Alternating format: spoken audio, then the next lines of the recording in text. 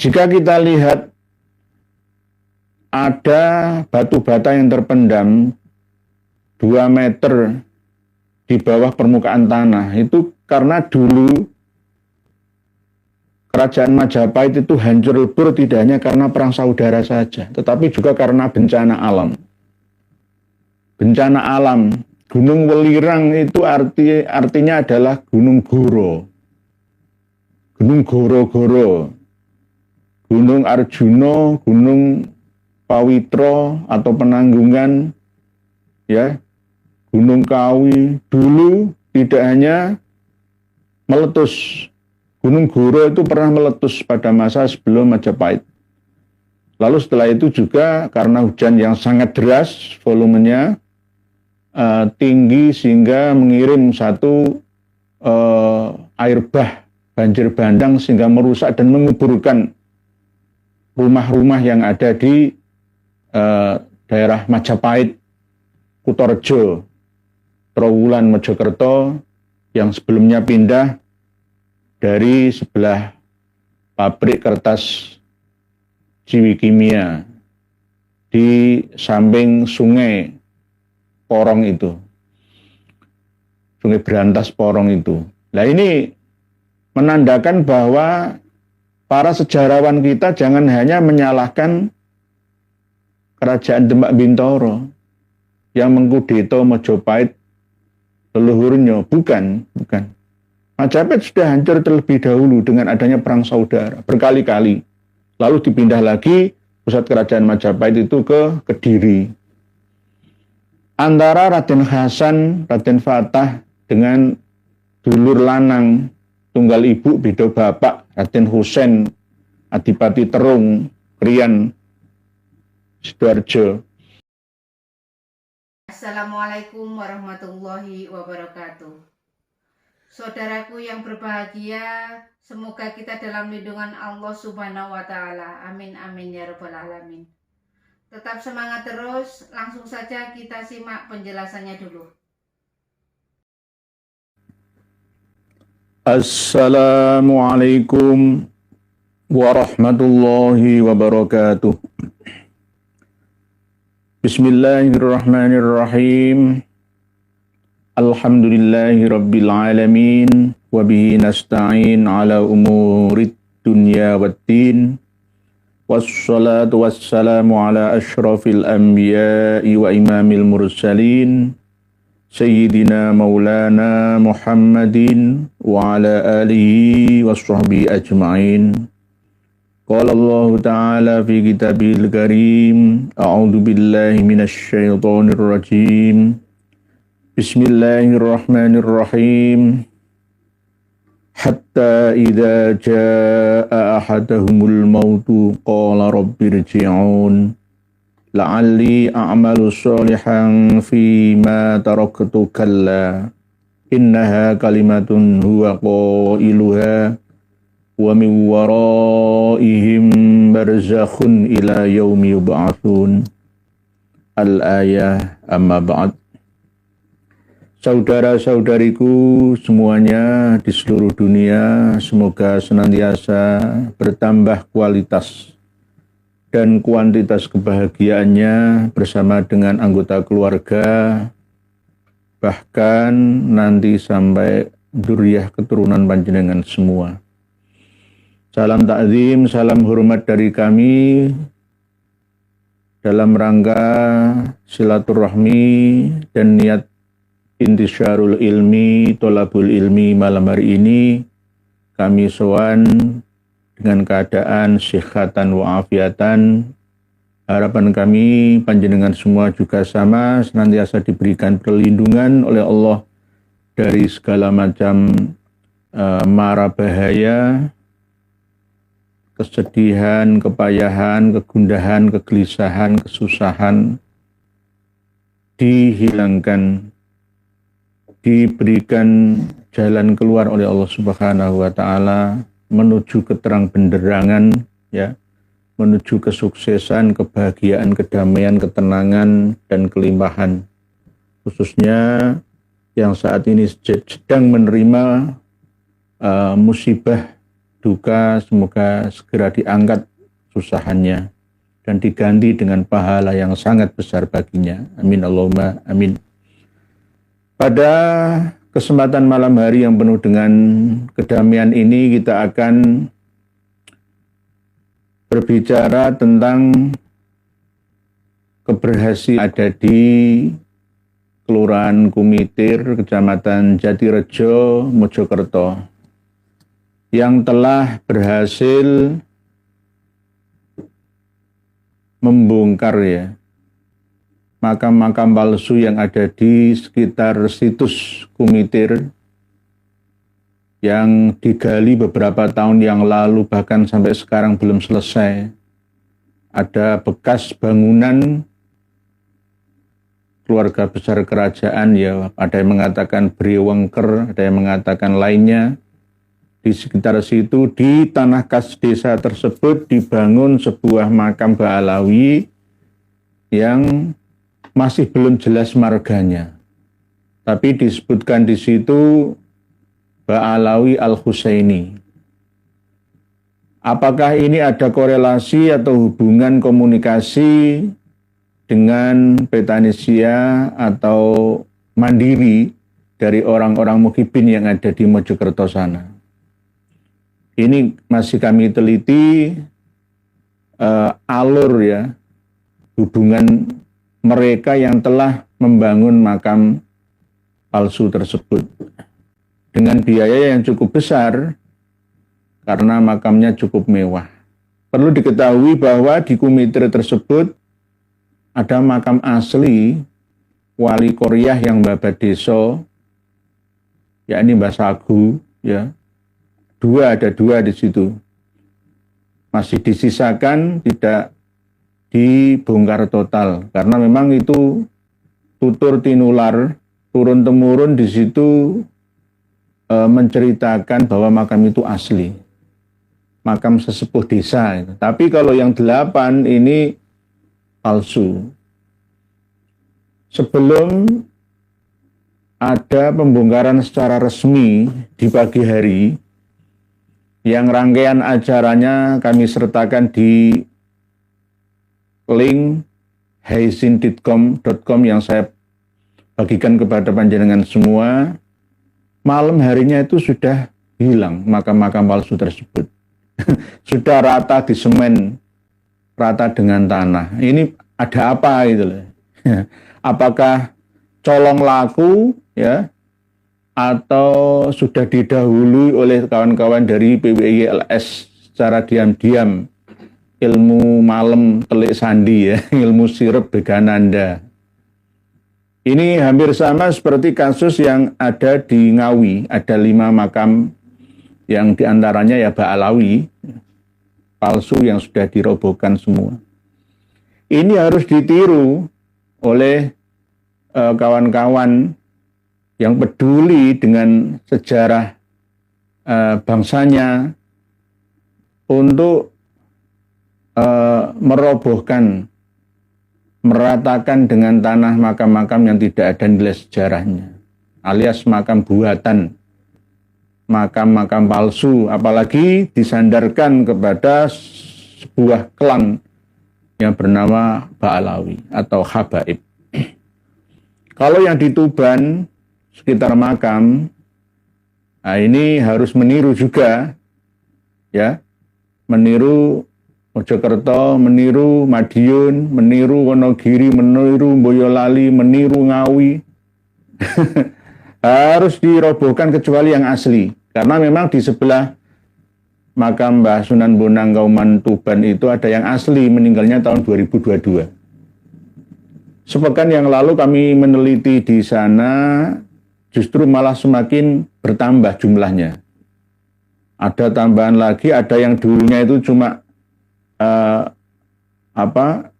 batu nisan yang tidak rapi, tertata, lalu diratakan, lalu dirapikan. Nah, ini colong laku semua.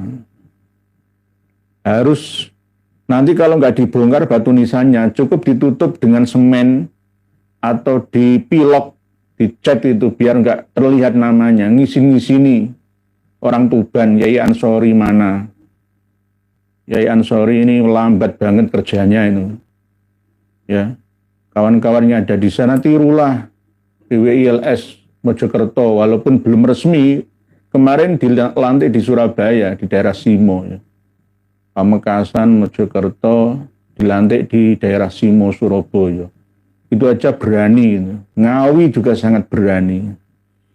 Nah, ini menandakan bahwa kebangkitan masyarakat Nusantara yang peduli terhadap sejarah bangsanya, agar jangan sampai dijajah dengan sejarah-sejarah buatan orang yang tidak bertanggung jawab, yang tidak jelas asal-usulnya. Ini kerjasama juga dengan Muhyiddin, rata-rata ya sarkup, sarjana kuburan yang tidak jelas cara mendeteksi keberadaan sebuah makam, hanya berdasarkan halusinasi atau resonansi pemikiran saja, atau ronsen makam versi mereka saja. Lalu dikira-kira, makam Ba'alawi, supaya nyambung sampai keturunannya Kanjeng Nabi. Nanti kalau dibiarkan terus-menerus, maka rata sudah tanah kita dengan warga Tarim sana. Dan akan menjadi benar-benar milik Tarim, ya, Indonesia milik Tarim. Nah, ini yang harus kita perhatikan bersama.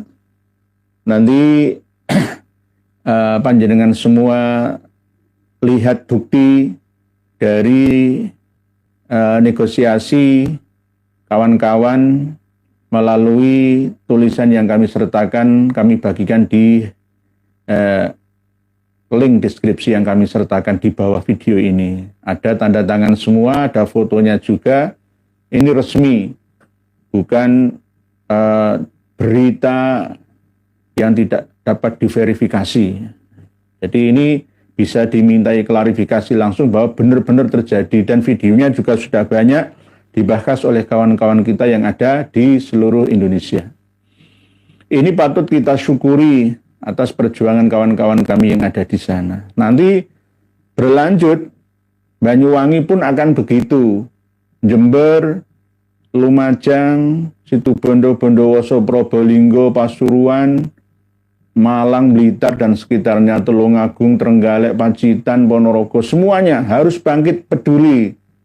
Di mana ada makam Ba'alawi palsu di situ, segera laporkan ke aparat setempat, tokoh masyarakat setempat dilibatkan, lalu kalau tidak ditemukan data-data yang real, ya, berdasarkan sejarah tutur tinular atau ada tulisan peninggalan sesepuh leluhurnya dulu, ya maka bongkar saja. Dibongkar saja. Nanti akan menjadi sarana sesat menyesatkan umat Islam yang ada di sekitarnya. Apalagi nanti dibumbu-bumbui dengan keberhasilan akibat karomahnya yang dimakamkan di situ padahal fiktif, maka akan digetok tinulari, akan disebarkan, akan semakin tersiarkan syuhrah wal istifadhah, merata di mana-mana dikenal oleh umat dan masyarakat. Ini lebih berbahaya lagi, mumpung sebelum terkenal maka ratakan saja dengan tanah, tetap menggandeng aparat setempat supaya tidak dikatakan tukang bikin rusuh, ya, harus sesuai dengan norma masyarakat dan kaidah hukum yang ada. Kita harus sesuai dengan peraturan, ya, menjaga ketertiban, keamanan, ya, kestabilan yang ada di masyarakat kita. Seandainya nggak ada aturan-aturan seperti itu, maka kami bisa ngamuk sejadi-jadinya di makam Kauman, Tuban, sekitar makam Sunan Bonang itu. Jadi kita tetap menghormati proses, walaupun hasilnya seperti apa tetap kita melalui proses yang ada. Kita harapkan lagi nantinya kawan-kawan yang ada di Banyuwangi atau Belambangan untuk mengembalikan kembali Masjid Agung Baitur Rahman Banyuwangi yang sesuai dengan janji Kang Mas Azwar Anas, suaminya Bupati, ya, yang dulu juga pernah menjabat sebagai bupati. Nanti setelah pelantikan Bupati Banyuwangi untuk mengambil alih ketakmiran kepengurusan Masjid Agung Baitur Rahman Banyuwangi dikelola oleh Pemda, lalu diserahkan kepada tokoh masyarakat yang ada di sana, yang tidak melibatkan satupun diantaranya dari kalangan Ba'alawi. Karena selama ini saya melihat seluruh kegiatan itu 99% dikendalikan oleh Habaib Ba'alawi dari berbagai macam klan. Ada Al-Hawdor, ada Al-Habsyi, ada Ba'abud, ada semua. Banyak ternyata. Acara ada duha, ada majelis talim, ada semuanya. Masjid Agung Baitur Rahman Banyuwangi. Nanti akan merembet ke Masjid Al-Anwar Pasuruan. Akan merembet kemana-mana. Kembalikan lagi ke kiai-kiai lokal, tokoh-tokoh masyarakat setempat. Jangan sampai masjid yang sebagai sentral masyarakat dan umat dalam beribadat ini dikendalikan oleh orang-orang yang tidak berasal dari kalangan setempat. Apalagi kalau di Masjid Agung Baitur Rahman Banyuwangi itu sering mendatangkan penceramah langsung dari Tarim Hadramaut Yaman sana. Langsung, asli. Ya karena memang pengelolanya berasal dari Ba'alawi. Oleh sebab itu sudah saatnya umat Islam yang ada di Banyuwangi sana untuk bangkit. Tidak hanya Banyuwangi, semuanya untuk bangkit. Tidak hanya makam saja, tapi juga masjid-masjid. Kembalikan ke asal-asli fungsinya. Untuk pemberdayaan masyarakat setempat, umat, rakyat. Ya. Kembalikan lagi yang memiliki hak ulayat, ya, masyarakat setempat, kiai-kiai kampung, ya bekerja sama dengan kiai-kiai Nahdliyin yang ada di sana. Nanti lambat laun akan merembet kemana-mana. Insya Allah ini perjuangan kebangkitan umat Islam Nusantara. Insya Allah dengan izin Allah, wa qul ja'al haq wa zaqal batil innal batila kana zahuqa, ini akan benar-benar terlaksana dengan dukungan panjenengan dan restu panjenengan semua. Para pemirsa dan pendengar sekalian, rahimakumullah. Kembali kepada pengaburan sejarah makam palsu Ba'alawi di situs Kumitir, Jatirejo, Mojokerto. Jika kita lihat ada batu bata yang terpendam 2 meter di bawah permukaan tanah, itu karena dulu Kerajaan Majapahit itu hancur lebur tidak hanya karena perang saudara saja, tetapi juga karena bencana alam. Bencana alam, Gunung Welirang itu artinya adalah Gunung Goro. Gunung Goro-Goro, Gunung Arjuno, Gunung Pawitro atau Penanggungan, ya, Gunung Kawi. Dulu tidak hanya meletus, Gunung Goro itu pernah meletus pada masa sebelum Majapahit. Lalu setelah itu juga karena hujan yang sangat deras, volumenya tinggi sehingga mengirim satu air bah, banjir bandang, sehingga merusak dan menguburkan rumah-rumah yang ada di daerah Majapahit, Kutorejo, Trowulan, Mojokerto, yang sebelumnya pindah dari sebelah pabrik kertas Ciwikimia di samping sungai Porong itu, sungai Berantas Porong itu. Nah ini menandakan bahwa para sejarawan kita jangan hanya menyalahkan Kerajaan Demak Bintoro yang mengkudeta Majapahit leluhurnya, bukan. Majapahit sudah hancur terlebih dahulu dengan adanya perang saudara berkali-kali. Lalu dipindah lagi pusat kerajaan Majapahit itu ke Kediri. Antara Raden Hasan, Raden Fatah dengan dulur lanang tunggal ibu beda bapak, Raden Husein Adipati Terung Krian Sidoarjo, itu juga sering berbeda pendapat. Bahkan akhir-akhir setelah perlawanannya gagal ya maka diampuni oleh Sultan Bintoro. Ini menandakan bahwa Demak tidak memberontak terhadap Majapahit, tetapi menyelamatkan terah kerajaan Majapahit yang didukung oleh ulama pada waktu itu. Ini akan tetap menjadi kontroversi para sejarawan kita, karena memang sejarah kita ini masih belum tertata, gara-gara dirusak oleh penjajah Belanda. Sehingga menguburkan bukti-bukti ya sejarah kita dan mengabarkan dengan berita sejarah yang palsu belaka. Sama seperti ketika nama-nama gunung itu dirubah oleh mereka supaya kita hilang jejaknya, jejak leluhur kita.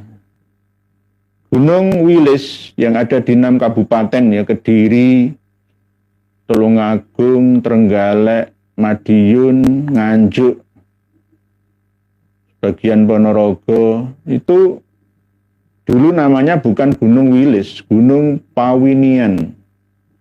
Karena benih dari manusia-manusia kuno itu ada di sana. Lalu turun gunung menyebar ke seluruh daerah yang ada di sekitar Gunung Pawinian, yang akhirnya menjadi nama Gunung Wilis Pawinihan. Puncak tertingginya itu Gunung Liman, karena dulu tempat Mbah Ngaliman dari Mataram mendirikan padepokan ya, lalu menentang penjajahan. Akhirnya dinamakan Gunung Liman, aslinya Gunung Pawinihan, Gunung Wilis. Geser ke barat, Gunung Mahendro. Sekarang dirubah menjadi Gunung Lawu. Yang paling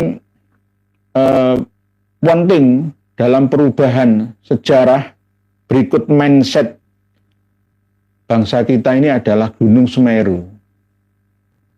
Gunung Semeru yang ada di Lumajang itu nggak asli itu Gunung Saloko. Karena terlihat puncaknya itu ketika terkena sinar matahari itu bercahaya seperti perak seloko atau saloko. Lah gunung yang asli Semeru itu ya Raung itu, sampai ke barat itu jajaran Gunung Semeru yang asli. Kenapa saya mengatakan seperti itu? Karena gunung yang paling sebelah timur sendiri Pulau Jawa itu bukan Gunung Semeru, tapi Gunung Raung yang sekarang. Gunung Semeru itu kalau dilihat dari Pulau Dewata Bali nggak terlihat, yang terlihat itu Gunung Raungnya. Banyuwangi, Pondok Situbondo, Bondowoso, Jember, ya, terlihat dari Pulau Dewata Bali. Kalau pas erupsi juga terlihat dari Bali juga. Berarti gunung yang paling timur sendiri di Pulau Jawa, gunung berapi aktif itu Gunung Raung, bukan Gunung Semeru. Ini saja kita sudah terkecoh. Tidak ada tindakan nyata bagi para sejarawan kita. Rata-rata para profesor ya ahli sejarah kita ini mengikuti yang menjadi ketetapan Belanda penjajah. Begitu juga George Kudes yang bermarkas di Thailand itu. Sehingga awur-awuran sejarah kita ini. Gunung Semeru itu ada di Raung, kok bisa dirubah, digeser jadi di Lumajang, itu bagaimana? Lumajang itu Gunung Saloko. Oleh sebab itu di situ ada kawah Junggring Saloko. Sama seperti Gunung Liman itu loh. Aslinya kan Gunung Pawinian. Dirubah-rubah oleh para sejarawan yang anti ya perkembangan peradaban dengan negeri ini. Lama-lama nanti diubah semua. Jawa ini bukan Pulau Jawa, tapi Pulau Tarim. Pulau Tarim, bintunya dihilangkan, Pulau Tarim saja. Ya sama seperti ini caranya. Belanda itu dulu juga begitu. Ya, bukti-bukti filologi, arkeologi, ya kita dirampas, dibawa ke negerinya mereka, lalu kita ditinggali, dikabarkan dengan sepah peradaban. Sejarah yang buatan versi mereka. Ya semau mereka. Apa mau mereka? Jadi nanti tolong direvisi lagi. Gunung Semeru yang asli itu Raung, Lemongan ke barat itu Semeru yang asli. Jangan percaya dengan legenda Mahameru yang ada di India. Indonesia ini juga mau dicaplok oleh India dari segi sejarahnya. Tidak hanya sejarah saja, India, Nepal, Gurkha itu ya berasal dari sana. India itu jajahan Inggris, juga pernah menjadi jajahan Belanda. Mengatakan Hindu-Buddha berasal dari India, salah. Justru Hindu-Buddha itu berasal dari Nusantara. Nah inilah yang namanya sejarah itu tergantung penguasa, pemenang politik, ya, sehingga mampu menundukkan semua nama-nama tokoh, nama-nama gunung, nama-nama apapun yang dikehendakinya, untuk menghapus jejak memori peradaban leluhur kita. Dulu nama-nama gunung itu sangat menginspirasi, ya, warga yang ada di Nusantara ini, karena gunung itu bisa dihitung kapan meletusnya, terus di sekitarnya itu ada kerajaan apa, misalkan Gunung Galunggung, ya. Gunung Galunggung itu aslinya namanya bukan Galunggung. Gunung Galunggung. Gunung Ciremai itu Gunung Indrokilo. Gunung Galunggung itu Gunung Kendiogo. Gunung Selamet itu Jamur Dwipo. Gunung Merapi itu bisa beda, ya, antara Merapi Sumatera Barat dengan Merapi Boyolali. Harusnya enggak, Merapi itu Condrogeni. Kalau Merapi yang di Sumatera Barat biarkan Merapi karena sering mengeluarkan api, ya. Tapi kalau yang di Jawa Tengah, ya, perbatasan, ya, dengan daerah istimewa Yogyakarta itu Gunung Condrogeni. Kenapa dirubah-rubah menjadi Merapi? Suatu saat kita harus kembali kepada jati diri bangsa. Kita ini bangsa yang besar, harus bangkit lagi menjadi bangsa yang besar. Para pemirsa dan pendengar semua, rahimakumullah, materi ngaji malam hari ini materi yang sangat ringan sekali, maka kami fokuskan untuk berinteraksi dengan panjenengan semua melalui tulisan-tulisan panjenengan. Supaya terbacakan lebih banyak, maka sekarang saya mulai untuk membaca tulisan panjenengan dan kita bahas bersama isinya, syarahnya, penjabarannya. Bismillahirrahmanirrahim, bismillahirrahmanirrahim, bismillahirrahmanirrahim. Temanya macam-macam. Dari Ibu Cantika Hana. Spek Kiai, sebenarnya yang dimaksud Wali Limo di Ngawi yang dibongkar kemarin itu siapa? Terima kasih Bu Cantika Hana. Yang di Ngawi itu kabar dari kawan-kawan yang ada di sana, memang ada sebagian yang bernama Margaba Alawi. Tapi palsu, akhirnya dibongkar semua. Wali Limo. Nah, kalau di Bali ada Wali Pitu, ya, kalau di Jawa Timur itu kan ya Wali Limo. Nah, istilah-istilah seperti itu nanti akan meracuni keyakinan, pemahaman masyarakat yang awam yang ada di negeri ini. Nanti akan dibumbu-bumbui dengan karomah keberhasilan di Qodhoil Hajah, barokah, akhirnya ya akan rame lah makam-makam itu untuk ziarah, lalu menguntungkan pengelolanya ya dengan uang kasnya itu.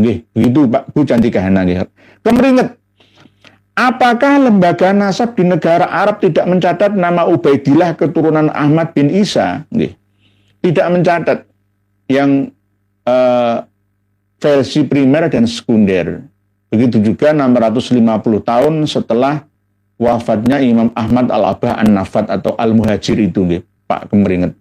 Kalau setelah itu ada, tapi dari kalangan internal, tapi tidak bisa dikatakan itu sebagai nasabah resmi.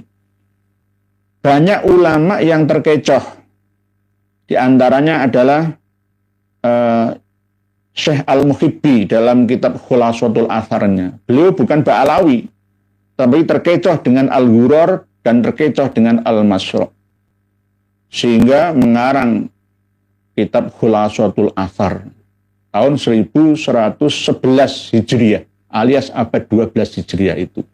Lalu terus dinukil, disalin oleh ulama-ulama baik eksternal ataupun internal yang menulis nama Ubaidillah atau Abdullah itu. Padahal sumber datanya mukhalifatan lil usul, tidak nyambung dengan data utama, primer atau sekundernya atau yang mendekatinya. Nggak nyambung, terputus ingkita'ur riwayah. Begitu kemeringet nggih. Pak Roni Effendi, Assalamualaikum Waalaikumsalam. Sangat disayangkan para ahli sejarah, para akademisi dari kampus-kampus jurusan sejarah, kenapa hanya diam ketika banyak sejarah yang dibelokkan. Sangat miris sekali. Sehat selalu Kiai. Gara-gara uang operasionalnya nggak ada, Pak Roni Effendi. Misalkan BRIN ya, Badan Riset dan Inovasi Nasional ya, kalau nggak ada dana ya nggak bisa jalan. Semua itu Basuki Mowobeyo. Kenapa Indonesia ini tidak bisa maju seperti China? Karena pemerintah tidak memperhatikan orang-orang cerdas di negeri kita. Sehingga orang-orang cerdas negeri kita ini merantau ke luar negeri sana. Memilih negara-negara yang menghargai karyanya.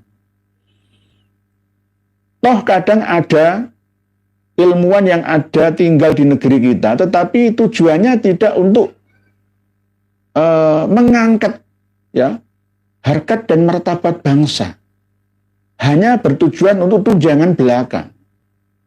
Misalkan ngejar gelar profesor, setelah sampai profesor ya sudah dapat tunjangan dari negara, lalu selesai. Ya penting itu tujuannya. Ini penyakit kita bersama. Dari kalangan ilmuwan agamawan, kerjasama untuk mengkerdilkan generasi bangsanya. Oke. Banyak yang diam saja. Wes, sudah gitu aja. Nanti dibongkar-bongkar ya, membingungkan ya, yang sudah dipelajari lama, mulai dari tingkatan dasar sampai perguruan tinggi kita, kok ini dibongkar-bongkar itu bagaimana?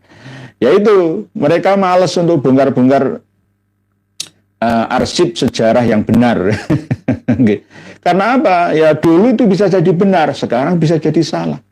Karena sudah ditemukan, ya, sama seperti apa yang kami sampaikan. Nama-nama gunung saja itu sudah banyak perubahan. Ya. Belum lagi nama-nama lainnya. Banyak sekali kami temukan itu.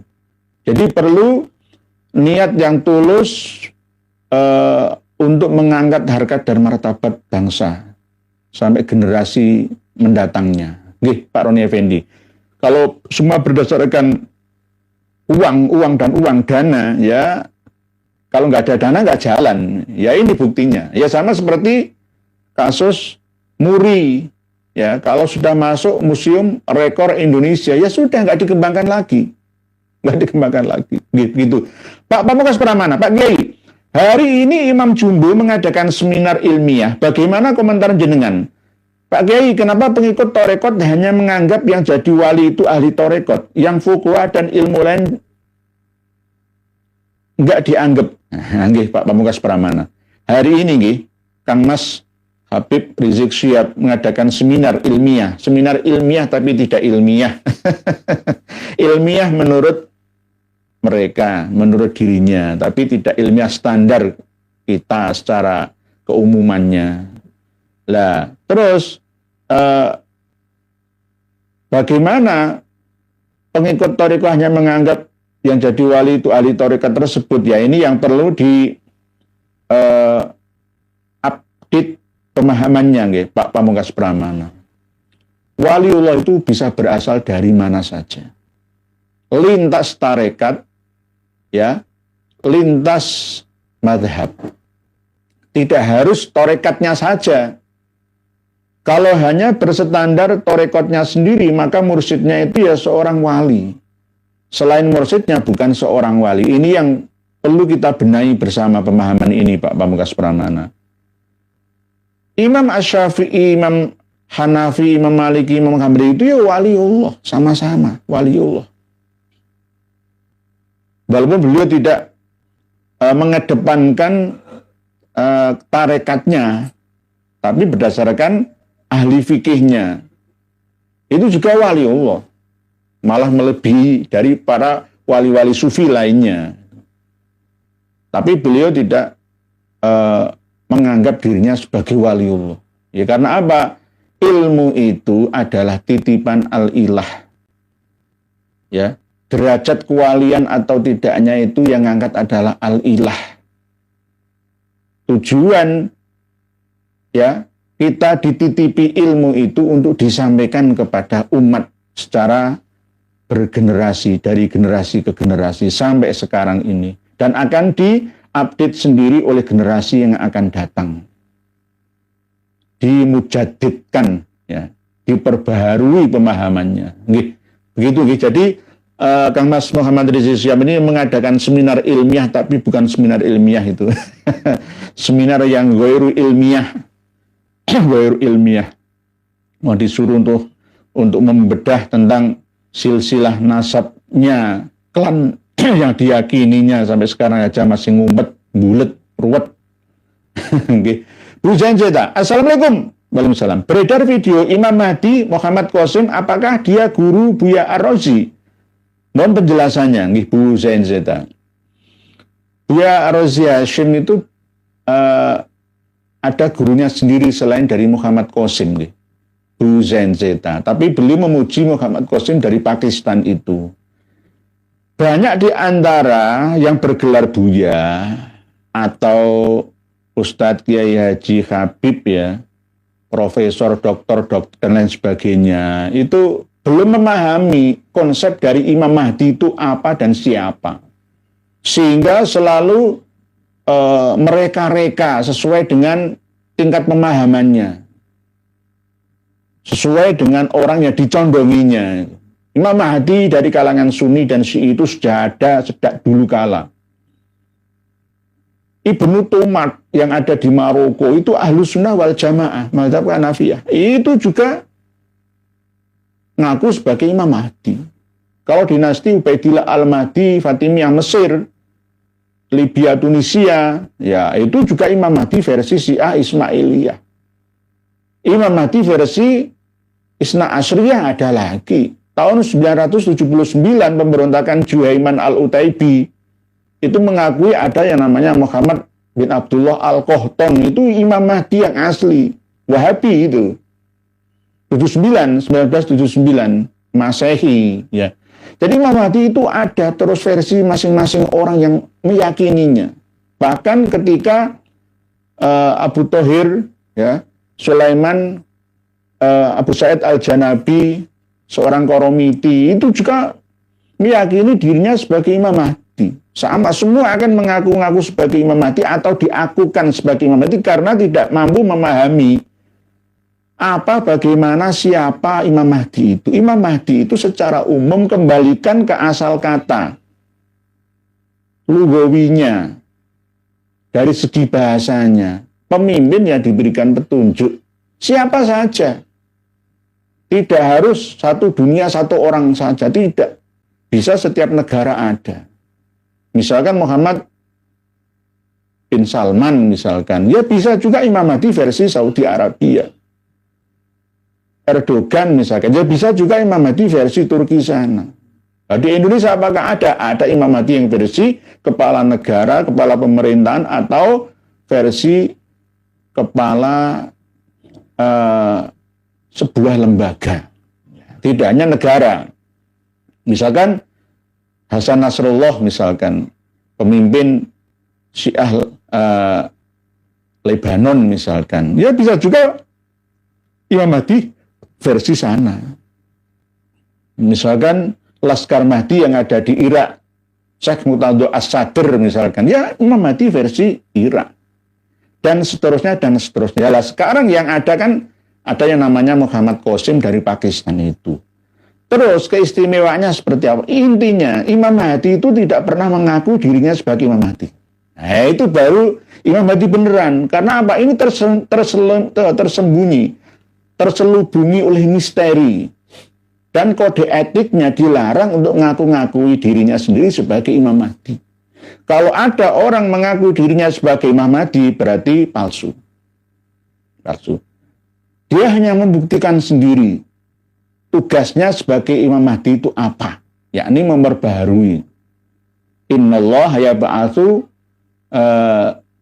lihadzil ummah ala ra'si mi'ati sanatin man yujaddidu laha dinaha. Itu Bu Zain Cita. Jadi Buya Ar-Razi Hasyim ini perlu belajar lagi. Kadang-kadang ketika memahami konsep spiritual itu terlalu jelimet ruwet sesuai dengan Ibnu Arabi. Nggak sampai praktis, ya, mudah dipahami. Nah, ini harus diketahui oleh Buya Ar-Razi Hasyim sendiri. Nggak jaminan lulusan Timur Tengah itu terus mampu menguasai pemahaman, ya, tentang hal ini. Dulu saya suka dengan ceramah beliau, tapi sejak beliau kerap mengkultuskan nama tersebut, saya stop menyimak ceramah-ceramahnya, Bu Zain Cita. Monggo niku hak panjenengan Bu Zain Cita untuk terus menyimak ceramah beliau atau tidaknya. Monggo, terserah panjenengan. Bu Zain Cita, waalaikumsalam warahmatullahi wabarakatuh. Pak Toko Suryo, di Ngawi makam Mbak Alawi dimusnahkan.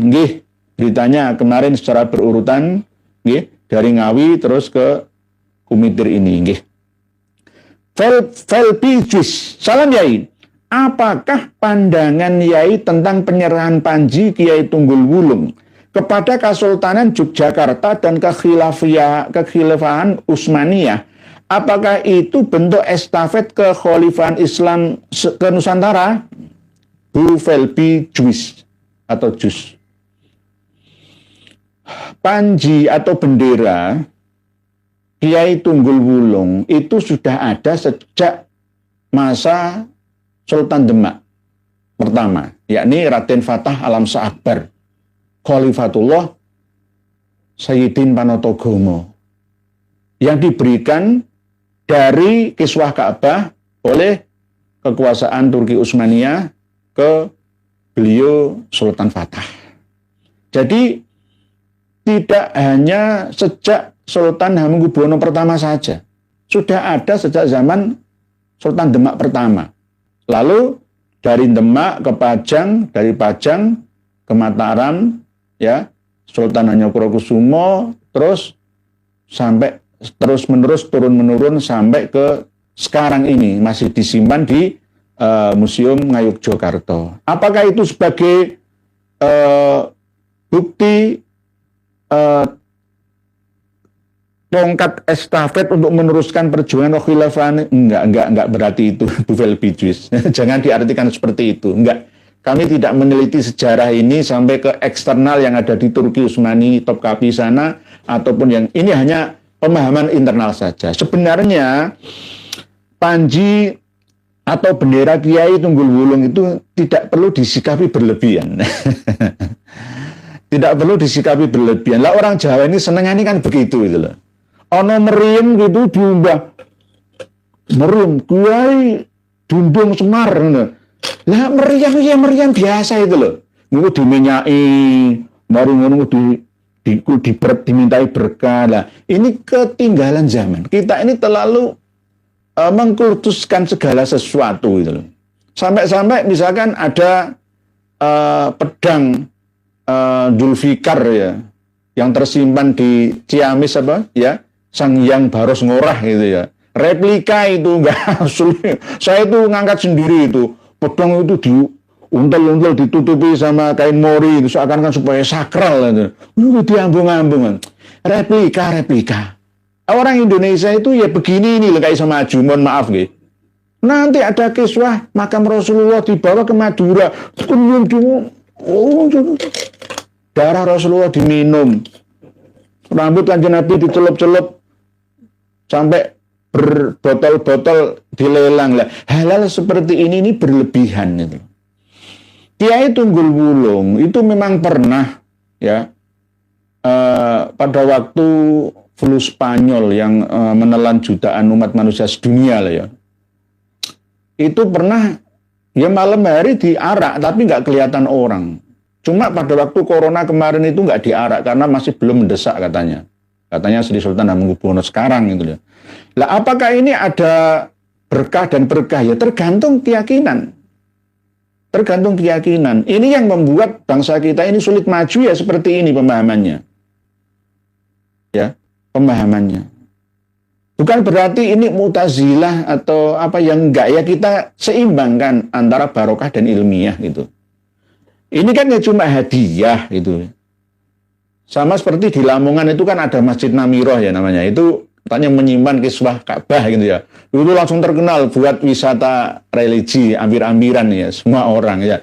Hal seperti ini ya jangan disikapi berlebihan ya, karena memang kiswah Ka'bah itu diganti setiap saat. Jadi Bu Velpi Juice, apakah itu isyarat dari penyerahan dari Turki Utsmani ke Sultan Hamengkubuwono Yogyakarta? Enggak termasuk. Enggak saya temukan itu Bu Velpi Juice. enggak saya temukan itu. Intinya kita jangan berlebihan. Toh memang seandainya ada khasiatnya ya anggaplah itu biiznillah. Jangan berlebihan terus kita sikapi itu sebagai sebuah pusaka. Nanti kita akan tertinggal dalam peradaban ya. Nanti kalau misalkan ada sampah satelit yang ada jatuh dari luar sana langsung jatuh ke sini, langsung kita anggap sebagai jimat nanti. Ini dari sampah pesawat antariksa sana, langsung jimat kolomunyeng loh. Akhirnya seperti itu. Akhirnya kapan kita bisa maju itu loh. Kita harus menciptakan energi nuklir, insinyur-insinyur nuklir kita kumpulkan bersama, kan harusnya begitu untuk peradaban umat manusia, nuklir untuk perdamaian, kan begitu. Nah, harusnya begitu. Terima kasih Bu Velpi Juice. Nanti kita bahas lagi. Bukan termasuk isyarat dari kekhilafahan, bukan, tapi hanya sekedar cendramata saja. Cuma kita ini menyikapinya berlebihan. Itu sejak masa Sultan Fatah Alam Shah Akbar Khalifatullah Sayyidin Panatogomo ingkang pertama, nggih Sultan Fatah Raden Jinbun itu Sultan Demak pertama, turun-temurun sampai Pajang, sampai Mataram, sampai Kesultanan Ngayogyakarta Hadiningrat. Karena dulunya tidak direstui menjadi kembali ke Kesultanan, kan Kasunanan dulu Pakubuwono, lalu pecah Mangkubumi pada tahun 1755 itu berdirilah Kesultanan Ngayogyakarta Hadiningrat, kembali ke Sultan seperti Sultan Turki Utsmani sana. Aslinya Sunan jadi Sultan. Begitu. Berikutnya Ibu Eni Bawanti. Assalamualaikum warahmatullahi wabarakatuh. Waalaikumsalam. Sehat selalu, amin. Maka Habib dan Mukibinnya makin jengah dengan memasang lambang PWLS di diskotik. Bagaimana itu Pak Kiai? Gunakan segala cara capai tujuan seperti PKI. Ini masih kami teliti, Ibu Eni Bawanti. Apakah itu benar-benar lokasi diskotik atau hanya room seperti diskotik, tetapi dia bersifat online. Ya, saya nggak tahu, masih belum kami teliti, kawan-kawan masih meneliti itu. Apakah itu sebuah pelecehan atau bagaimana? Logo PWLS dipasang di belakang ya seorang perempuan seperti itu. Apakah itu pelanggaran atau bagaimana? Ini masih kami kerjakan, masih dikerjakan oleh kawan-kawan kita, Bu Heni Ibawanti. Insya Allah nanti akan mendengar hasil dari penelusurannya. Wonderland Indonesia, di area pemakaman umum warga dusun di Pucuk Dieng juga ada makam Mbak Alawi, dibangun cungkup pamijen Kiai. Lah iya, nggih ngopo Habib kok blakrak tekan dusun-dusun Dieng. Barang kuwi pasti kelakuan anak buah LBY nggih. Pak Wonderland Indonesia. Nggih, kalau memang ada tolong salam dari Surabaya untuk warga Iyeng, warga Dieng ya, Wonosobo, Banjarnegara sana. Ayo teliti, kalau memang tidak ada unsur Habibnya bongkar saja. Jangan percaya. Nggih, jangan percaya. Gunung Dihyang itu aslinya Gunung Hyang aslinya. Hyang akhirnya berubah menjadi Dahyang, Dihyang, tempat hyang para dewata untuk singgah mampir di sana karena tempatnya nyaman, adem, ayem. Gunung Hyang menjadi Gunung Dihyang. Kalau Brahma tetap Bromo, Gunung Bromo tetap. Ya, Bromo tetap. Sama dengan Gunung Sumbing jadi Sungging, aslinya Sungging jadi Sumbing. Ungaran itu aslinya adalah Cakia atau Gunung Arya. Jadi kalau memang ada nggih, ada cukup ditulisnya Habib Ba'alawi dengan marga apa nggih, Pak Wonderland Indonesia. Ya kalau memang nggak sesuai, ya hubungi PWILS terdekat untuk menelitinya. Ya paling-paling ya kelakuan anak buahnya siapa yang dekat sana nggih. Nggih. Belakar atau tokono Habib itu sopo kualat dengan leluhur kita nggih. Kang Sodikin, akibat husnudzon makam sejarah bisa dipalsukan. Ini salahnya para kiai terdahulu.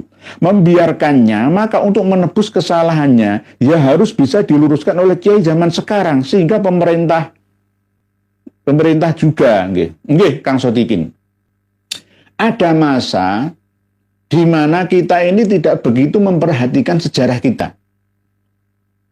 Dulu kenapa sejarah kita banyak diocar-acir oleh penjajah? Karena gara-gara kita ini mikir ekonomi, mikir keamanan negeri, masih belum stabil. Tahun 60 sampai tahun 66-67, orang itu nggak begitu menilai penting properti sawah tanah pekarangan. Bahkan dulu itu tahun 65-66 sawah 1 hektar itu harganya 1 ekor sapi. Yang penting buat makan karena dulu itu keberkahannya tidak begitu seperti sekarang. Jadi jangan dinilai keadaan sekarang dengan keadaan dulu. Karena pada waktu transisi setelah kita merdeka, mempertahankan kemerdekaan sampai Pak Karno bangun negeri masih belum berhasil, ekonomi kita masih carut-marut. Sehingga insinyur ya, profesor, doktor, ilmuwan-ilmuwan kita masih belum fokus. Masih belum begitu fokus ke kesejarahan kita. Yang akhirnya karena lemah ya maka mudah untuk diacak-acak oleh sejarah yang tidak versi atau mendukung kejayaan Nusantara kita.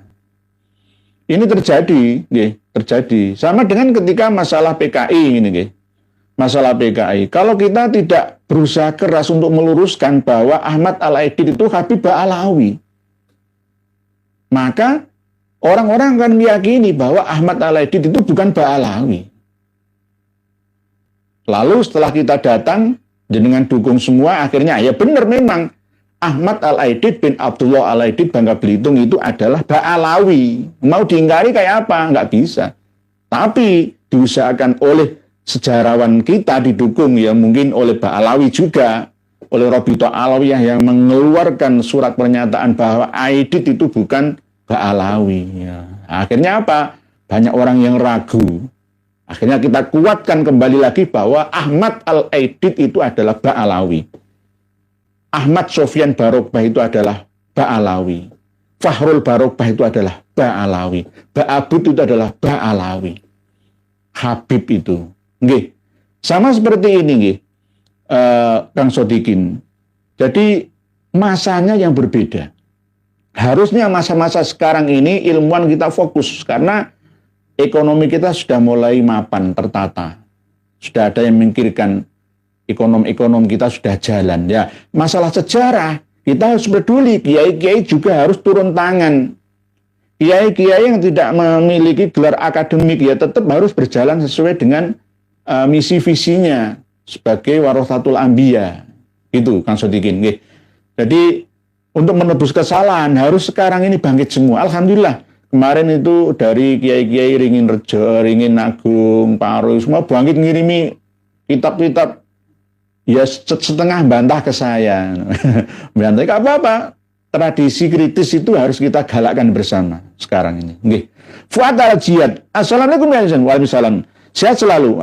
Kebakaran di Los Angeles seperti neraka. BBC London membandingkan luas dan kerusakan seperti di Gaza. Ini azab bagi para pendukung Israel. Nggih. Tergantung sudut pandang siapa, Pak Fuad Al-Jiyad. Kalau versi uya-kuya, ya karena memang anaknya memiliki properti atau nyewa di sana, ya beda lagi. Katanya ini murah dari artificial intelligence misalkan, membesar-besarkan. Ya ternyata memang sampai sekarang kebakaran itu masih belum selesai. Bahkan ada yang mengatakan merembet ke lain kota, ya di sama-sama California dan bahkan di luar California. Nah, ini bisa kita lihat dari sudut pandang agama. Ada hukum sebab akibat. Rabbana ma khalaqta hadza batila. Allah menciptakan segala sesuatu itu tidak sia-sia. Pasti ada guna dan faedah atau hikmahnya yang harus kita ambil pelajaran bersama. Kalau kita tidak mampu mengambil pelajaran dari setiap peristiwa, maka sama dengan kita ini orang yang sia-sia diciptakan oleh Allah dengan akal sehatnya. Oke, terus Pak Fuad Al-Jiyad.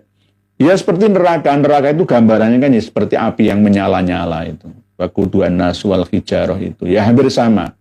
Ini hampir mendekati kerugian 4.000 triliun ya. Lebih tinggi daripada dana APBN kita dalam 1 tahun ya. Ini akan membangkrutkan Amerika.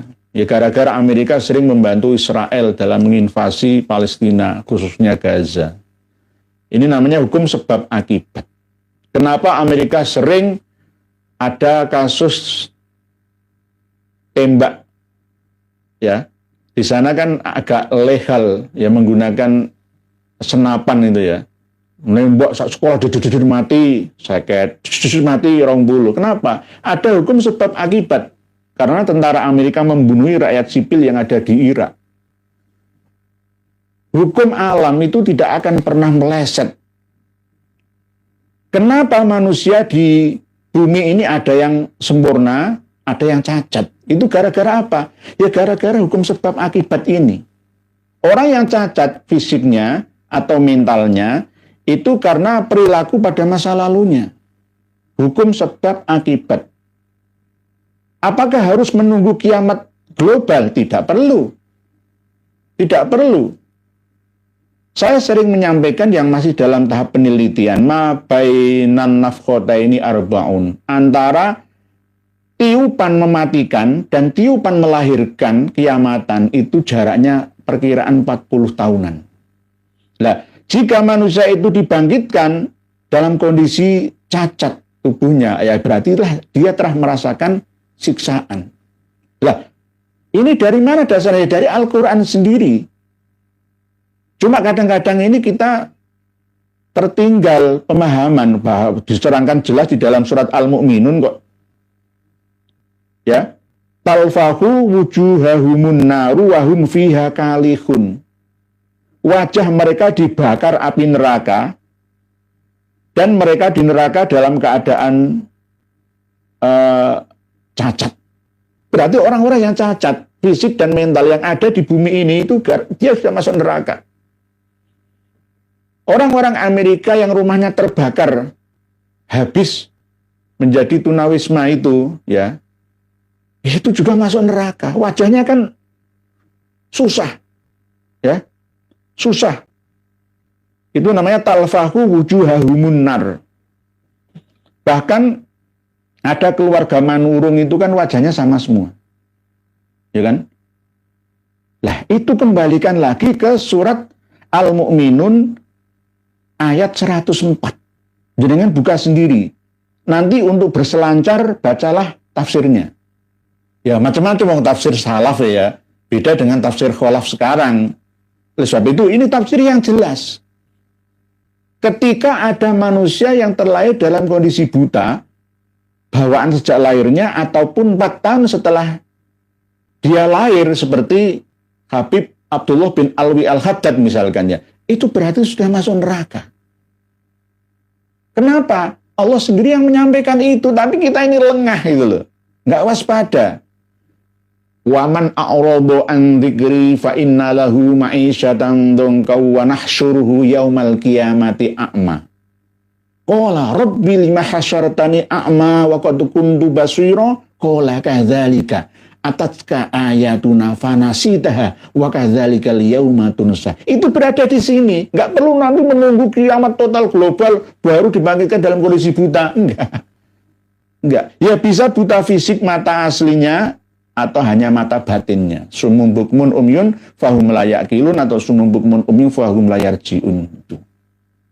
Jadi kalau kita ditanya mana sifat keadilan Tuhan, kenapa ada orang yang terlahir dalam kondisi sempurna dan ada yang dalam kondisi cacat adanya, itu bagaimana? Gusti Allah nggak adil? Enggak. Gusti Allah itu pasti tidak akan pernah meleset. Sunnatullah, kausalitas hukum alam. Ini kalau kita dekatkan dengan pemahaman seorang ahli kimia, Albert Einstein, ya, ini akan ada korelasinya. Hukum sebab akibat. Kausalitas. Al-Quran itu sains dan juga dogmatik. Dogma dan sains itu ada di dalam Al-Quran semua. Tinggal kita saja dalam memahaminya. Lah kadang-kadang kita ini terkungkung dengan tafsir-tafsir salafiyah saja. Begitu. Ibu Siti Yunani, penulis Israel bernama Askenazi, menemukan strategi baru Hamas dengan menanam bom di jalan yang dilalui tentara Israel, lalu diledakkan melalui remote. Adakah hubungannya Askenazi dengan plat G di Indonesia? Ada, Bu Siti Yunani. Ada. Termasuk Petanesia itu kan kerjasama dengan IPEC, ya, organisasi kerjasama antara Indonesia dan Israel, yang katanya merestorasi makam-makam lama itu. Siapa yang bilang itu? Hani Assegaf sendiri, Asakov, anaknya Han Sakov, anaknya seorang anggota BIN, ya. Hani Assegaf, nama Rusianya Han Sakov. Assegaf berarti Sakov. Okay. Ada hubungannya plat G yang ada di Indonesia ini. Intinya Habaib Alawi itu Arab saja tidak kok ngaku-ngaku keturunan Kanjeng Nabi itu kena pasal mana, berapa. Nggak ada hubungannya. Nggak ada hubungannya. Dari segi darahnya, genetika ya, ataupun dari segi budayanya, dari segi apapun, ya itu nggak cocok dengan orang Arab. Dengan orang Arab ini nggak cocok. Tapi ya tidak semua Arab itu baik. Kadang-kadang ini yang perlu kita ketahui bersama, para pemirsa dan pendengar semua, harus ada lembaga sensor lagu dan syair-syair qasidah berbahasa Arab masuk ke Indonesia. Kalau tidak, berbahaya. Wes pokok ini bahasa Arab, ya tarim, api itu keliru. Apalagi nyanyi-nyanyian yang disandarkan ke lagu Ya Rasulullah salamun alaik ya rafi'a syani wad daraji. Itu loh, nyanyian yang isinya itu memuji pinggang rampingnya seorang perempuan yang berlenggok-lenggok, ya. Itu loh, yang dinyanyikan oleh seorang laki-laki di tari-tari cewek-cewek di sekitarnya itu penyanyi-penyanyi kita, ya. Sabian Gambus saja nggak tahu artinya. Gus-gus pesantren yang nyanyi itu, bukan ya Rasulullahnya. Judulnya apa itu? Bukan Kapitra, bukan, enggak. Ada yang tap-tap, ada itu yang digabungkan dengan Madat yang Maulana Ya Husain. Itu penyanyi ortodok, Kristen ortodok dari Lebanon, perempuan. Terus ada lagi yang itu loh, nyanyi banyak nyanyian yang itu tidak Islami. Itu nyanyian percintaan sama anak-anak pondokan itu pokoknya bahasa Arab mulu. Nah, ini kita ini ya Allah, kalangan pondok pesantren itu belajar bahasa Arab getu sampai belajar kitab kuning malah tambah ono nyanyian anyar ya langsung ditombo tanpa difilter. Oleh sebab itu kewajiban kiai-kiai kita untuk menfilter ini gitu loh. Gua kadung seneng lagunya. Bi Rasulillahi wal badawi wa rijalim min bani alawi. Ngono iki tinggo. Iki kenapa nggak ngerti artine? Wis ono bani alawi, pokoke nadane apik ngono lho. Pas nek tabuhan iku pas ngono. Tinggo ae. Nah, inilah kelemahan kita itu di situ. Sampai pernah saya gambarkan nggih, seandainya ada siaran sepak bola bahasa Arab dikira Quran fasih. Alhamdulillah, Wah bahasa Arab ngono ya, maca Qur'ane fasih. Iku siaran sepak bola bahasa Arab ya ngono memang iku jenenge wong Arab itu. Kita ini lemah, nggih, lemah filterisasi budaya. Sehingga pokoknya Arab ku apik ngono. Nggih. Ketua RT Tarim. Assalamualaikum warahmatullahi RT Tarim. Nderengos nih sami-sami. Mugi tansah pinaringan berkahipun pangeran. Apakah makam-makam palsu yang tersebar di berbagai daerah sudah dilaporkan kepada pihak yang berwajib? Matur suwun. Sudah sebagian nggih Pak Ketua RT Tarim. Tapi responnya masih lambat. Responnya masih lambat, masih menunggu, masih menunggu dan menunggu. Lah nanti yang kerja nyata ya kawan-kawan kita, ya PWI LS dari Laskar Mataram, ya macam-macam itu, ya LSM yang ada. Mas Anom, bisnis kuburan atau makam keramat memang sangat menggiurkan. Dengan modal awal yang tidak seberapa tapi menghasilkan pasif income yang luar biasa. Entah siapa yang salah. Yang pasti kebodohan umat dieksploitasi. Nggih Mas Anom, leres. Ini sama-sama saling membutuhkan. Masyarakat kita juga senang hiburan yang bersifat pasif ya. Pokoknya gak mikir, gak aktif itu kan ya pasif. Ya pokoknya barokah lah. Agama dinaungi oleh bendera agama ya saja. Akhirnya itu tadi akan ada terus pembodohan-pembodohan. Ini yang harus diperjuangkan nggih Mas Anom nggih. Jangan sampai diteruskan bisnis kuburan itu. Kalau mau menyumbang ya fakir miskin yatim piatu duafa atau masjid yang membutuhkan pembangunan ya. Yang lebih baik itu faqara masakin yang ada itu. Jadi jangan sampai malah tunggu kuburan-kuburan. Ini bagaimana? Nah, kayak ATM lah nanti bagi para pengelolanya nggih. Pak Nur Hadi, sejarah tentang Gunung Lawu dan Wilis, bagaimana Pak Yai? Nggih. Gunung Lawu itu aslinya Gunung Mahendra. Gunung Wilis itu artinya Gunung Pawinihan. Kalau di maps kita ditulis Gunung Liman. Karena memang dulu ada padepokan pelarian dari Mataram yang bernama Kiai Ngaliman. Akhirnya Gunung Liman. Aslinya Gunung Pawinihan. Gunung Pawinihan. Nggih. Banyak yang dirubah. Lawu itu aslinya Mahendra. Nggih. Terus kalau Pak Yai pernah menyampaikan kalau Gunung Semeru yang asli itu bukan di Lumajang. Apa buktinya? Buktinya adalah cerita tentang gunung yang paling aktif paling timur Pulau Jawa itu adalah Gunung Raung, bukan Gunung Semeru. Ya Gunung Raung itu aslinya Semeru. Coba kalau jenengan di Bali melihat ke arah barat yang terlihat itu gunung apa? Apakah Gunung Semeru Lumajang? Enggak. Di Gunung Raung itu Banyuwangi, ya, Bondowoso, Jember itu aktif juga setiap tahun itu. Jadi Gunung Semeru yang asli itu Gunung Raung, bukan Gunung Semeru Saloko. Nah ini mohon maaf, ini merubah mindset seluruh masyarakat Indonesia, termasuk warga Lumajang, Malang. Ya, wong Semeru nang kene kok. Iya memang begitu tulisan sejarawan kita yang condong ke Belanda. Kalau saya nggak percaya, itu Gunung Saloko yang Semeru itu. Lah Gunung Kelut itu Gunung Kambut aslinya. Gunung Kelut itu Blitar, perbatasan itu Gunung Kemput. Aslinya Gunung Kemput. Karena ketika meledos itu mengeluarkan debu, bus, kambut. Akhirnya lama-lama menjadi Gunung Kelut. Kelut itu artinya adalah ya jenis asap ya yang mengandung ya belerang dan debu. Gunung Kelut, hanya Gunung Kambut. Gunung Kambut. Gunung Penanggungan itu Gunung Pawitro. Tapi ada juga yang masih menggunakan nama Penanggungan. Ki Ageng Penanggungan. Enggak, Pawitro aslinya.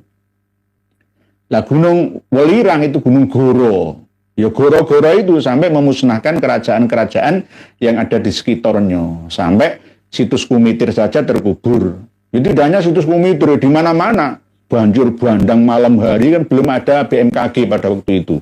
Belum ada listrik, memberitahuan malaikat Israfil membunyikan sirene bahaya, bencana, ya nggak ada. Nggak ada seperti sekarang. Akhirnya terkubur lah, ya, kiamat, ya, terkubur saat ya, al-qari'at, al-waqi'at itu. Nggih. Begitu Pak Nurhadi, nggih. Jadi saya tidak percaya karena apa? Ada datanya dari leluhur saya, dari data-data yang kami punya, bahwa Gunung Semeru yang asli itu adalah Gunung Raung. Kalau yang Semeru sekarang ini itu Gunung Saloko. Nah, Gunung Raung yang asli ya Semeru itu. Semeru itu. Nggih, begitu nggih. Jadi Gunung Muria itu Gunung Rahtawu. Nah, sekali lagi Gunung Merapi itu Condrogeni. Nah, Gunung Kerinci itu Gunung Nisodo. Nah, okay. Pak Supri WK, Assalamualaikum warahmatullahi wabarakatuh. Mau nanya, makam Ki Ageng Selo atau Syekh Abdurrahman yang benar itu yang mana? Di Grobogan Desa Selo apa yang di Wiyung Surabaya? Ki Ageng Selo. Ya nang Selo. Enak saja niku. Mbah Sunan Bonang, ya nang desa Bonang Lasem Rembang. Ki Ageng Ngerang, ya nang desa Ngerang ora dunung Pekuwon. Lah malah nang Pekuwon Juwono, Pati, Jawa Tengah itu ada makamnya Ki Ageng Selo juga kok. Lagi nang Wiyeng kok ana makam Ki Ageng Selo, mungkin bukan Ki Ageng Selo sing asli sesuai dengan leluhurnya Mataram. Ki Bagus Songgom, bukan, tapi mungkin Ki Ageng Selo ketiga, keempat, kelima dan seterusnya. Mungkin seperti itu. Sama dengan yang ini. Di Wonokromo sebelahnya Kali Ngagel itu ada Ki Ageng Pengging gitu. Pengging mulai keterarak nunggu kapan. Nggak ada cerita. Ki Ageng Pengging yang nunggu lali kono. Kayak isono Surabaya. Ini mungkin perantauan ya. Pengikutnya Ki Ageng Pengging lari ke timur, minta pengayoman dengan Mbah Sunan Bungkul, lalu meninggal dunia dikasih tanah sebelah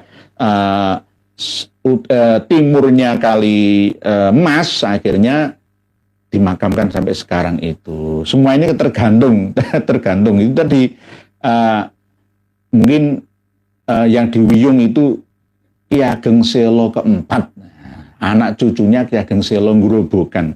Nggih, yang asli di Grobogan nggih Pak Supri WK, Syekh Abdurrahman nggih Ki Bagus Songgom, anak tedak turun kalian leluhurnya Mataram, yang ceritanya aslinya itu pemahaman kita itu terlalu klinik dan klasik kok.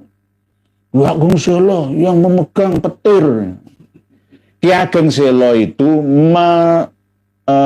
mengalahkan penemu listrik pertama, James Watt. Gitu aslinya itu. Jadi dikelola nanti justru Ki Ageng Selo itu penemu listrik di tanah Jawa. Cuma nggak dikembangkan, masuk muri saja, diyakini saja gitu. Akhirnya apa? Sampai gelap gulita. Listrik belum masuk desa, masuk kota di Indonesia. Masih pakai lampu plik, lampu jarak. Harusnya dikembangkan. Jadi Ageng Selo itu penemu listrik, energi dan teknologi listrik di Nusantara. Oke. Bintang kebenaran. Kiai, lagi viral logo PWI dibuat backdrop salah satu diskotik di Surabaya. Bagaimana kebenarannya dan apa tindakan dari PWI Surabaya mengenai hal ini? Masih dalam proses, Pak Bintang kebenaran. Kalau masalah diskotik mau menyelenggarakan acara itu urusan pribadi. Tapi jangan melibatkan logo-logo untuk niat pelecehan.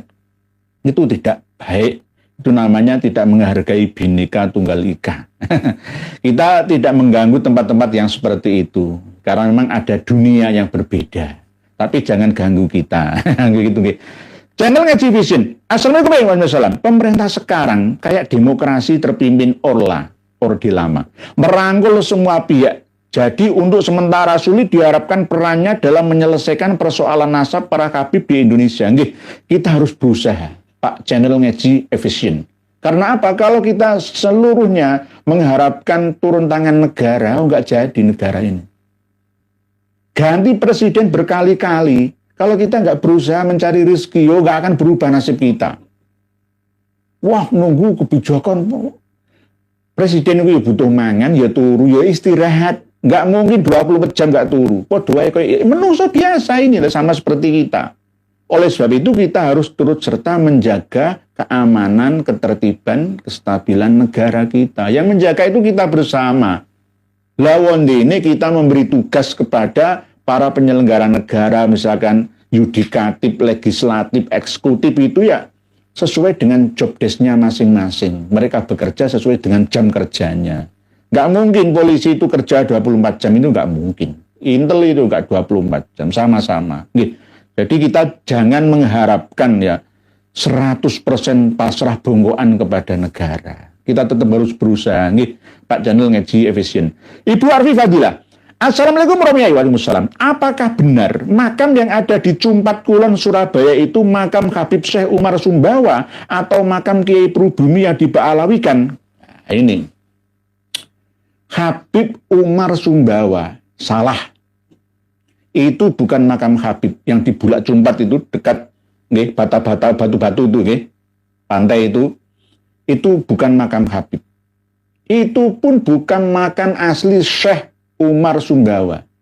Aslinya dulu itu Syekh Umar Sumbawa yang menemukan itu berdasarkan ijtihadnya, mimpinya Kiai Haji Hasbullah. Muridnya Romo Kiai Haji Mbah Khalil Bangkalan. Nah, Kiai Hasbullah berdasarkan mimpi gitu loh.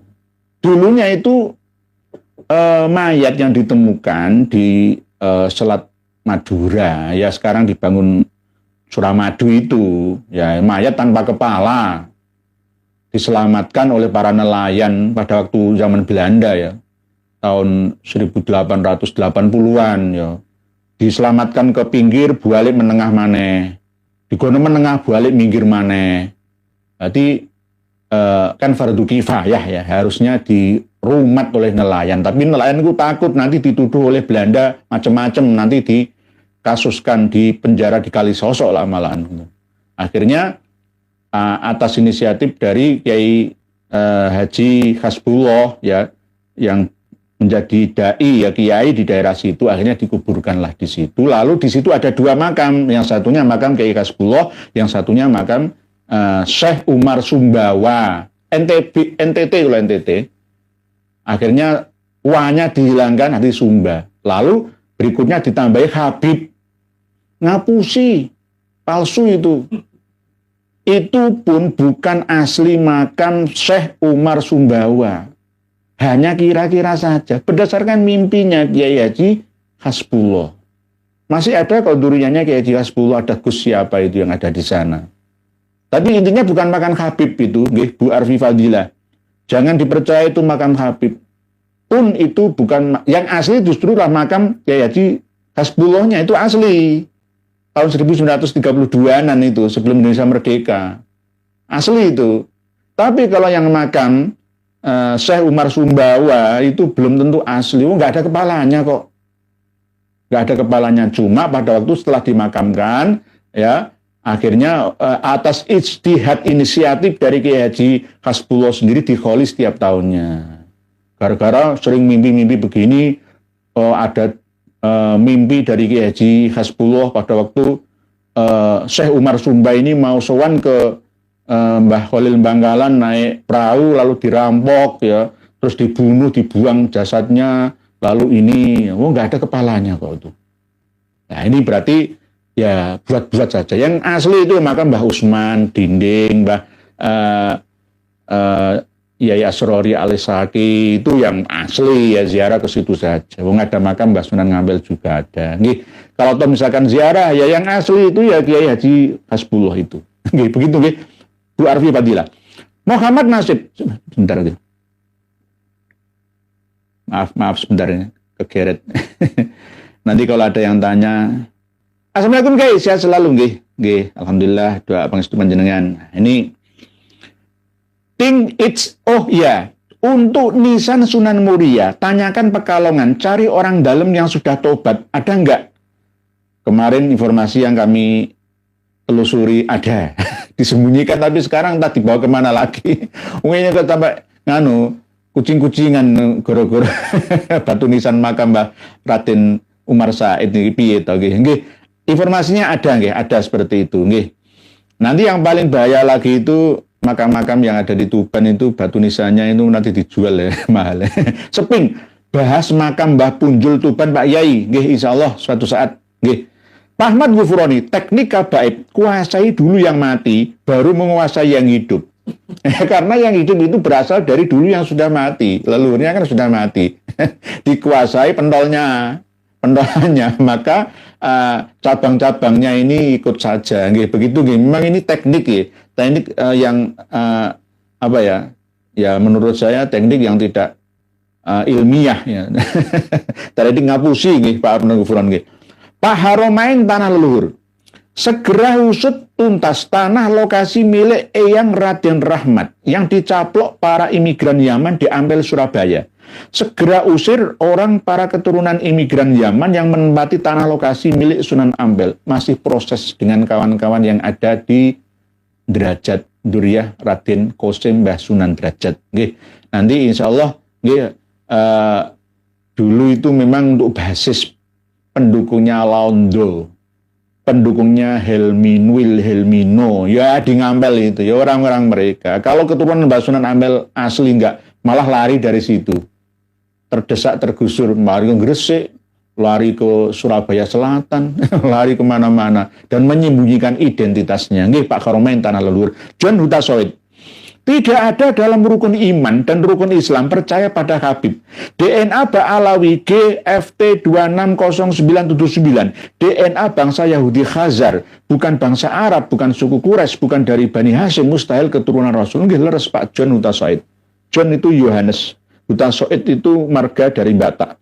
Nggih leres panjenengan. Zero. Kalau nggak dibongkar nanti ada klaim Mojopahit berdiri atas restu habaib. Nggih, nantinya akan begitu. Yang mendirikan kerajaan Majapahit itu atas usul restu barokah dari Habib. Nggih, lama-lama akan seperti itu ya. Lama-lama nanti sejarah akan dirubah semua. Gunung mana? Gunung Selamet itu kan Jamur Dwipo nggih. Itu yang ngasih nama Selamet itu siapa? Ya mesti wong Jawa. Bahasa Arabnya As-Salamah. Ya kan? Berarti Gunung As-Salamah.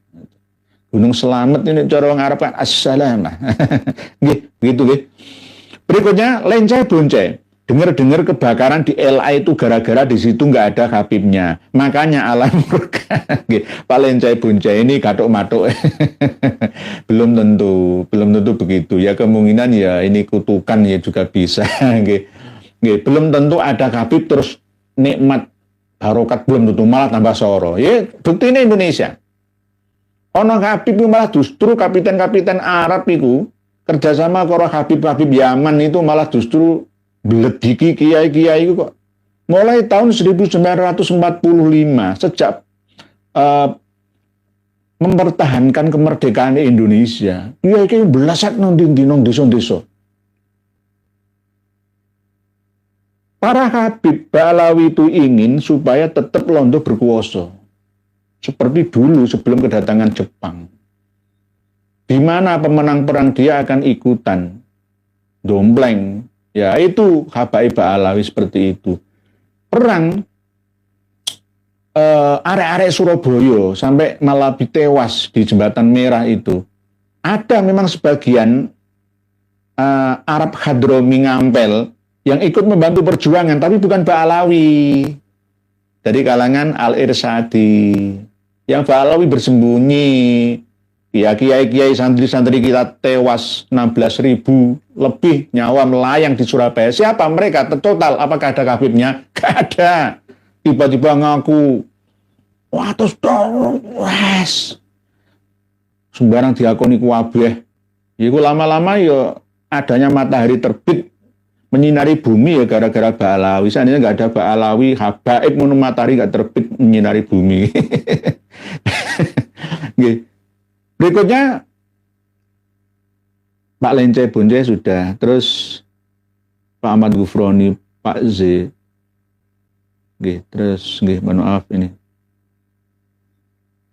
ada lagi, ada ya, Pak Muhammad Sueb. Apa gunanya ada cagar budaya yang dibayar pemerintah Yai? Jika pemalsuan makam, pemalsuan situs kok mereka nggak ada tindakan? Di Tuban itu gara-gara pengelola makam Yayasan Makbaroh Mbah Sunan Bonang itu kirim penghasilan, nggih, masukkan ke APBD itu antara 150 jutaan, sebelumnya itu enggak.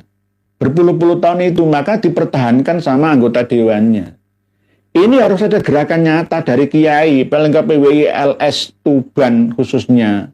Kalau enggak akan ada perubahan, enggak akan ada pencerahan, nggih, Pak Muhammad Sueb. Nah, para pekerja yang ada di sana kan banyak nganggurnya, nggih, banyak nganggurnya. Jadi mereka itu kalau nggak ada tambahan biaya operasional lapangan ya nggak jalan.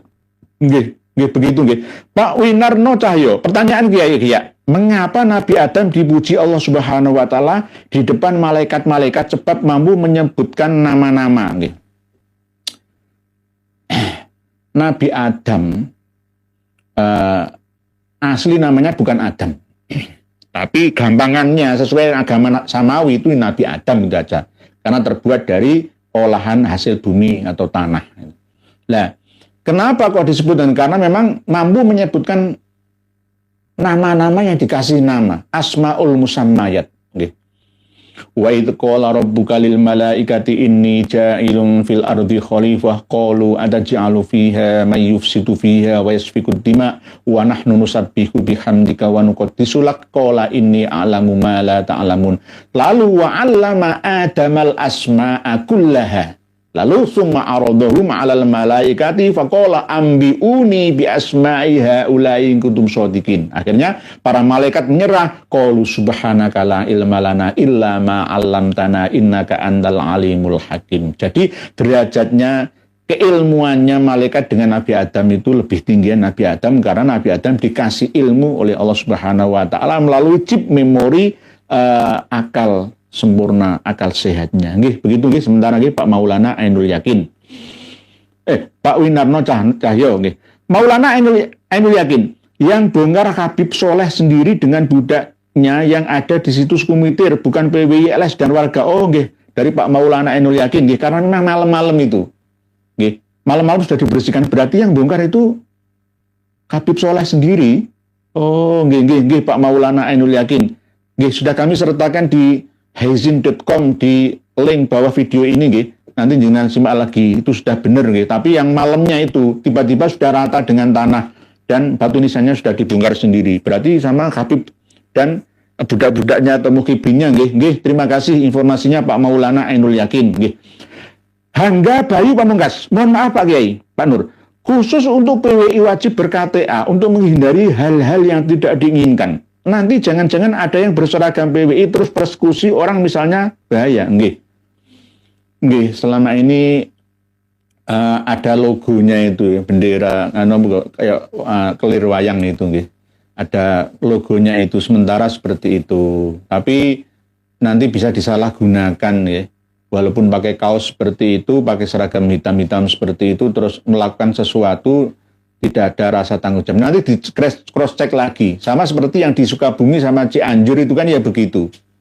Ngaku-ngaku PWILS tobat, padahal itu Sukabumi belum ada PWILS. Lah, hal-hal seperti ini bisa disalahgunakan. Ini leres masukan yang bagus dari Pak Hangga Bayi Pamungkas. Berikutnya, Pak Karsono Beniadi, di Tarim cuman pakai sarung sambil dorong gerobak jualan. Di sini gaya tok pakai sorban. Sorbannya besar-besar sebesar ban truk. Ajur jum. Pak Karsono Beniadi. Nggih. Semua orang yang ada di Tarim, bayi-bayi yang kecil pokoknya keluar kumis terus langsung wali. Nah, di pasar-pasar Tarim itu semuanya itu wali itu. Dihitung ungguan wali di sana. Semuanya wali semua. Ini lambene Habib Abdul Qadir Ba'ab. Ya, Abdul Qadir Ba'abud itu. Nah, ini lambe ini taploi sandal wah sampai pegel kayak itu. Nek muji kok fasih. Muji Tarim fasih. Ayo morono Tarim ora usah mulih mrene. Ya, hal-hal seperti ini nggih berlebihan, diguyu jangkrik, diguyu pitik. Nggih. Jadi hal-hal seperti ini nggak perlu disampaikan di sini. Di sini itu sudah gudangnya wong apik-apik ya. Diceritani wali Tarim, ya diguyu. Oleh sebab itu kembali kepada materi ngaji malam hari ini tentang eh, pengaburan sejarah makam palsu yang ada di situs Kumitir, Jatirejo, Mojokerto yang sudah dihancurkan. Ternyata yang menghancurkan itu dari Pak Maulana Ainul Yakin tadi keterangannya adalah dari Habib Solehnya sendiri sama Muhibinnya. Tapi malam hari itu. Lalu disemen rata, kedatangan resmi kawan-kawan kita itu sudah los, nggak ada makamnya, tinggal dua. Yang dua itu Mbah Sago itu dipertahankan, itu memang benar. Dulu di situ memang ya sing babat desa di situ, di tanah kas desa itu. Nggih. Dan nanti tolong untuk ditiru oleh kawan-kawan lainnya, termasuk diantaranya ya masjid-masjid yang masih belum di tangan para kiai umat Islam di bumi yang ada, termasuk Masjid Baitur Rahman Banyuwangi, Masjid Agung itu. Nggih. Ayo kembalikan lagi ke asalnya. Begitu juga Masjid Al Anwar Pasuruan, itu juga begitu. Mungkin di daerah Pasuruan yang lain ya Masjid Purba itu juga begitu. Jadi bukan berarti mengusir mereka secara kasar, enggak, tetap adakan pendekatan persuasif, ya, dirembuk yang baik. Kalau nggak bisa yang baik ya dengan cara yang lebih baik. Yang lebih baik itu bagaimana? Pokoknya dahulukan persaudaraan, jangan permusuhan. Insya Allah nanti mereka para Habib Alawi itu mau taubatan nasuha. Takutlah akan siksa dunia sampai akhiratnya. Nanti di dunia kalihun, di akhirat juga kalihun. Cacat semua. Ini nggak bisa dihindari. Cacat semua. Cacat fisiknya, cacat mentalnya sebagai bukti dari siksaan Tuhannya. Karena hukum kausalitas, hukum alam, hukum sebab akibat yang tidak bisa dihindarkan. Kami nasihati kepada para habaib Alawi, ayo taubatan nasuha semua. Semua taubat total, semua taubat kembali kepada ajaran Islam yang benar. Ya, hapus semua memori ajaran-ajaran kalian yang nyeleneh dan aneh itu. Mungkin demikian yang dapat kami sampaikan. Semoga pertemuan kita malam hari ini dapat membawa banyak manfaat dan maslahat untuk kita dan untuk keluarga kita. Salam ta'zim kami buat semua yang menulis di kolom komentar ngaji bersama malam hari ini, ataupun yang tidak atau belum menulisnya. Romo Kiai Haji Joko Syahmat, keluarga Bunda Maimunah, dan semuanya yang belum menulis, insya Allah nanti suatu saat akan mengomentari di kolom komentar setelah live ini. Demikian, mohon maaf atas segala kekurangan dan khilafan. Wallahu a'lam. Wassalamualaikum warahmatullahi wabarakatuh.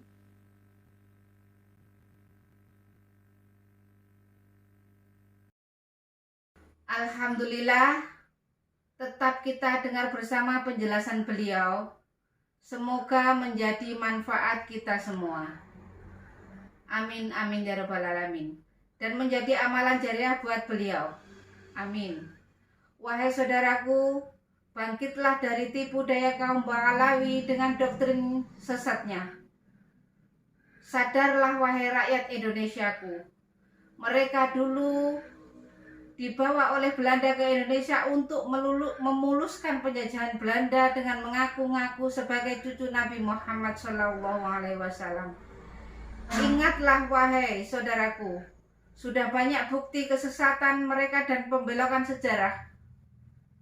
Apa yang kalian harapkan dari mereka?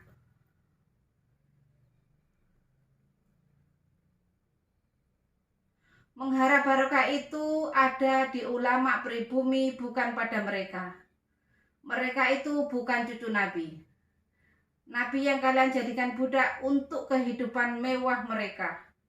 Kalian capek-capek cari uang hanya untuk kasih kepada cucu Yahudi ngaku cucu Nabi.